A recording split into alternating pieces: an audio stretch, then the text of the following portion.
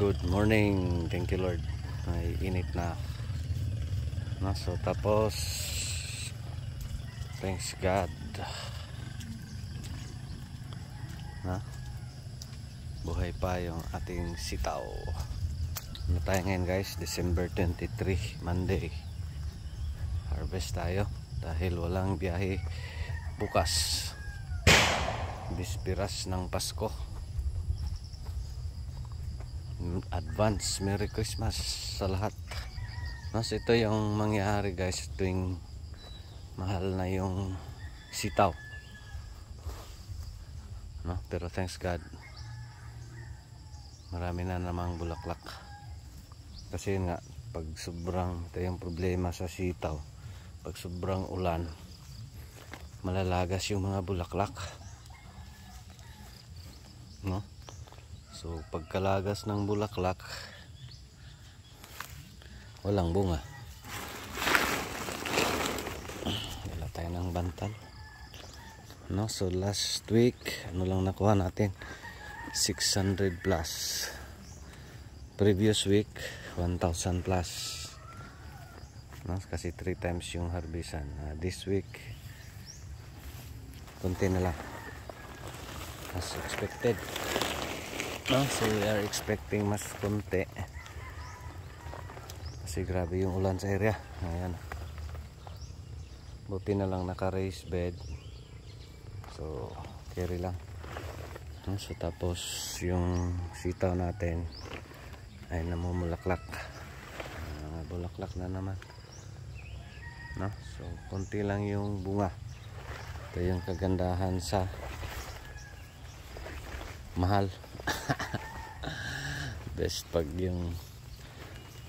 yung time na maramihan. Pero again dito guys, kaya pa natin magparami with God's grace and God's blessings. Bakit? Ayan, may mga bagong talbos, ha? Ayan, mga bago yan, oh.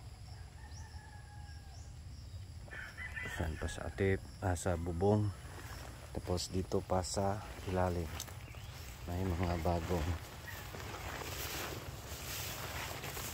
sanga, ha? So yan, mga yellow, mga bago yung talbos, nagsanga siya, mga bago.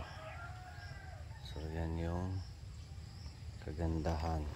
So yan yung progress update sa sitaw, no? Bago. So thanks God. Mas again konti na lang yung i-harvest natin. Pero dito guys, nasara niya yung bubong, no? Pwede pa siguro maging masikip kasi may mga bagong sanga na naman dyan sa taas, no? Mga bagong talbos dito. Ganda na tingnan, only dahil sobra yung ulan, konti lang yung harvest natin for now, no? Pero may irarami pa ba? Again, with God's grace and God's blessings, why not, no? So bakit? Daming bagong talbos, daming bulaklak na bago. Ayan, mga bago yan, bagong sanga, no? Tapos nagsanga pa yan dito sa ilalim. Ayan, hindi lang makita, daming damo. Ayan, mga bagong sanga sa ilalim. Ayan, no? Thanks God sa ating sitaw namumulaklak, no? Tapos harvest tayo today. Ano to, parang selection, mag-selection, no? Today's gap plus harvest Saturday. Anong lang last Saturday, kumunti na 170 kilos. Yun nga, grabe yung ulan. Carry lang. Besides yung presyo is mahal na, no? Nag 40 na dito sana may iaangat pa, no?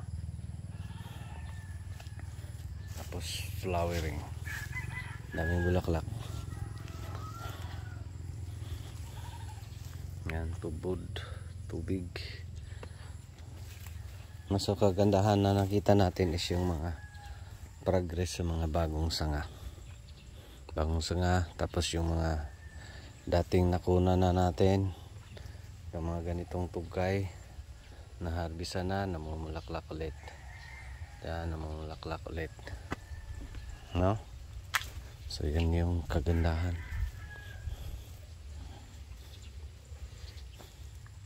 no? So at least meron pa.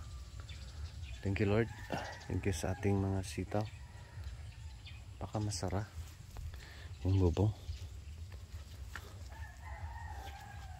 no? So yelong grabe yung fungus. Ayan, kalawang, hindi perfect yung ano, kailangan paliguan na. So ito'y tinanim last October 19, October, November, December, 60 plus days na, 2 months, 11th harvest. Tapos presyo ngayon ay umakyat na. Sana next year mas tataas pa kasi walang klase, matumal yung bintahan sa ano ngayon, mga gulay, kasi prutas yung gusto ng mga consumer, lalo pag New Year, no? Malapit na mag New Year. So ito 3 days gap tadong kay sunod harvest Wibis pa sunod. So katong mga alanganin dadon nya wala tay bagong hinog ha.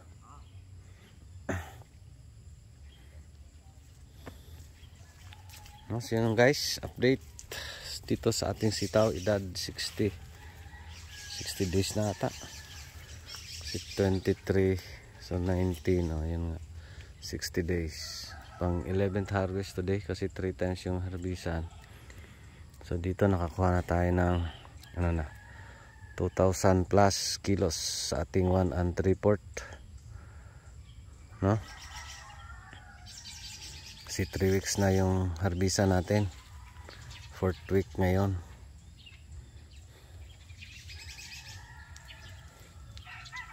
Baka makakuha tayo ng ano dito. Next year expected natin na dadami pa to, no?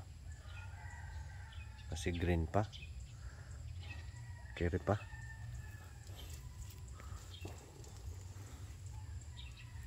Tapos yung pakain natin last Saturday, maski maulan, nag-drench kami guys para tipid sa abono. Nag-drench kami, isang lata ng sardinas lang pinapakain namin, puno direkta mismo, 2 kilos winner sa isang drum, no? Mas yun lang, harvest pa kami. Kasi konti-konti lang to, di rin to mawala sa 100 plus, so at least kumbati pa.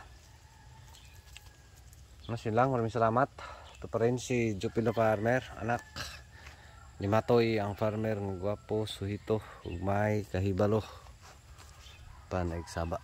Okay, manoon pa ko. Salamat and God bless. Thank you Lord. So grabe yung kalawang, pero may mga bago na naman siyang sanga. Ayun yung kagandahan, bagong sanga. So kailangan siguro isara ko pa itong bubong kasi ito nagdungaw-dungaw pa man siya, no? God bless everyone. Thank you Lord. Thank you sa ating mga sitaw.